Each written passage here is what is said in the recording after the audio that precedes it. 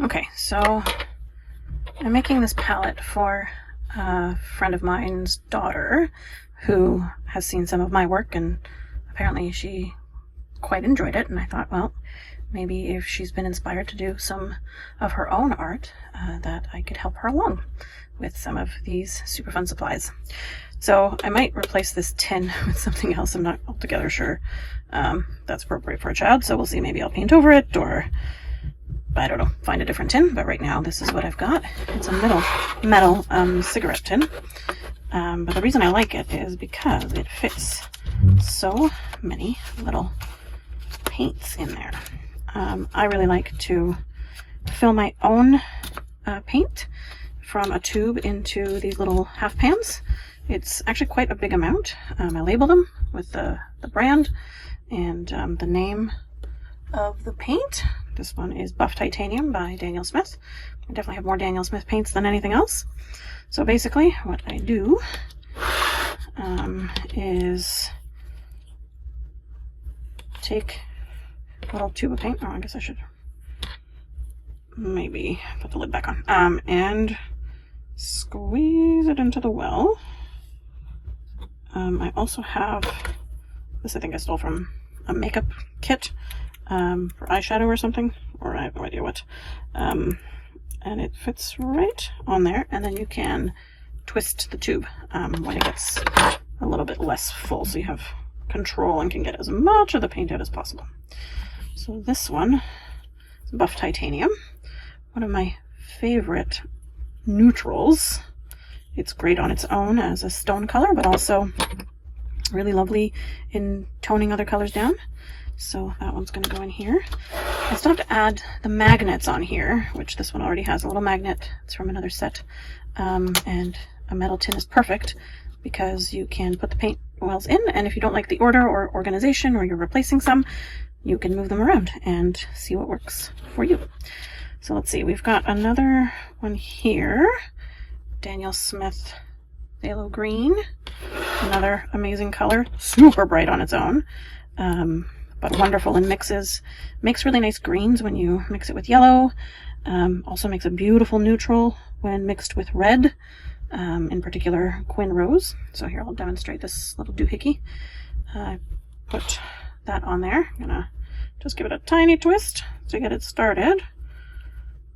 And not too much because I don't want it overflowing before I even get it into the palette. And then we squeeze. Oops, that didn't work. I think it's harder when you have a full tube because it's got nowhere to go. But if I do maybe a half a squeeze and then fit that back on there.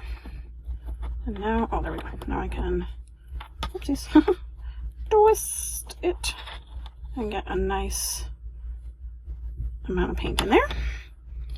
Pop it boop, into the green row, hopefully without making a mess.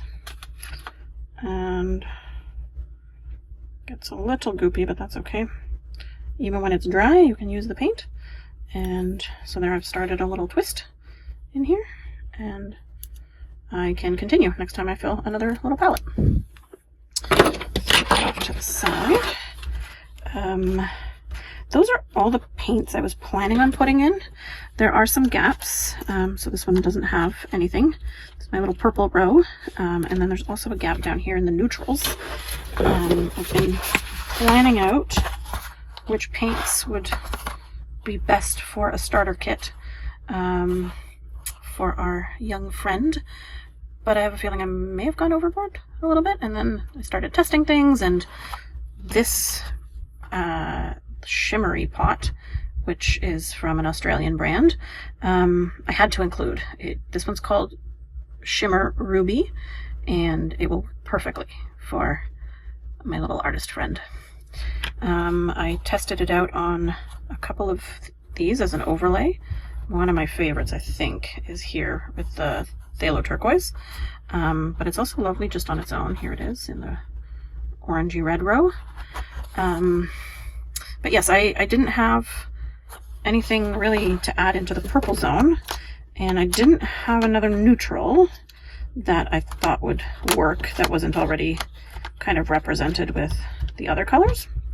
So I'm just going to leave some empty wells, and she can fill them with things as she discovers new colors, or I don't know, maybe she needs a double of something and we can fill those up as well.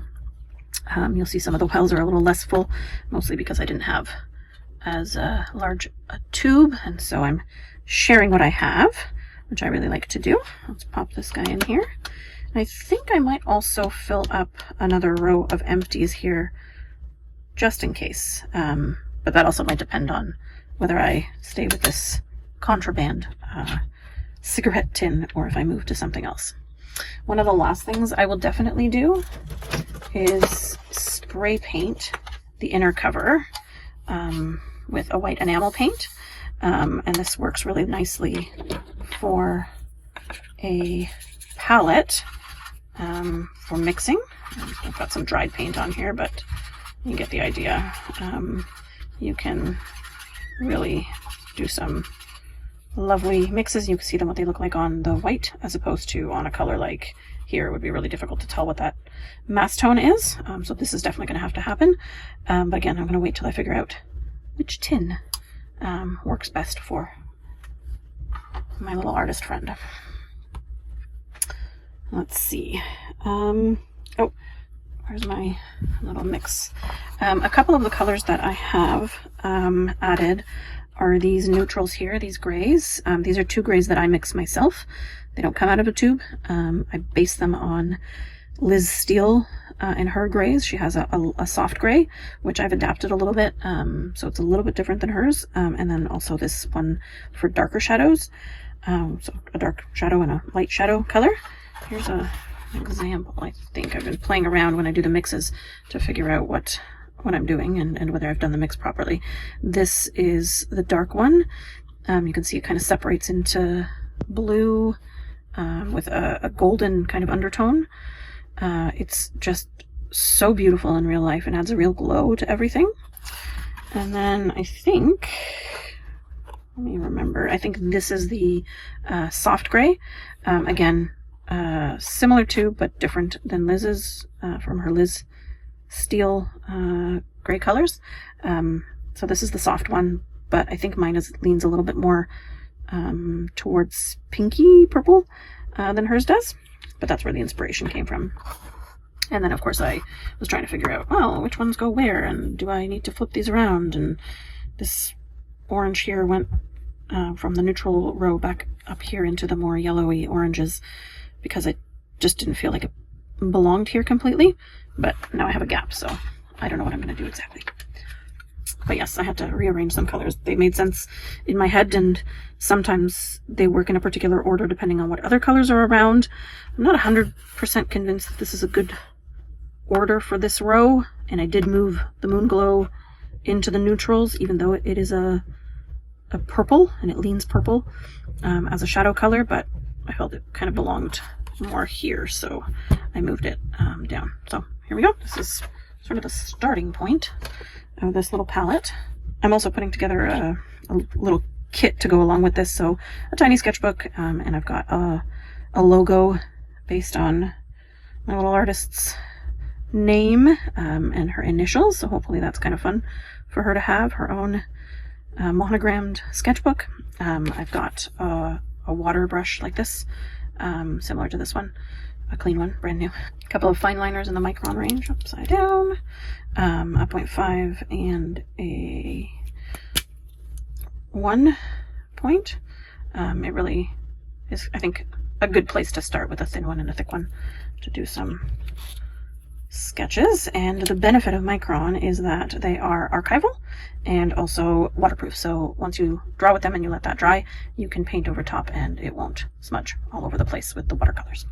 There's also going to be a spray bottle to go along with this, a very necessary bit so you can activate the paints before you start going. The benefit of having dried pans, you can see some of these are pretty dry, is that they won't spill all over the place. They don't mix as you move your paints around, but you do need to spray them with water just to get them activated and start painting.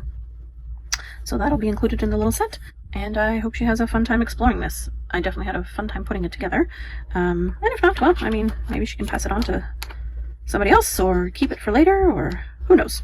Once I give these types of things away, I don't have too many expectations. People can do with them what they will, but I do like to share the joy of paint and the joy of color and watercolor. And when I hear that a young person is interested, it makes me really happy, because in a world of technology and, you know, a focus on AI and all things that aren't tangible, I feel like a return to art is a really important bit. So there you have it. I'll make a little update if I change my mind on the tin. But for now, here's where I am in terms of a status update.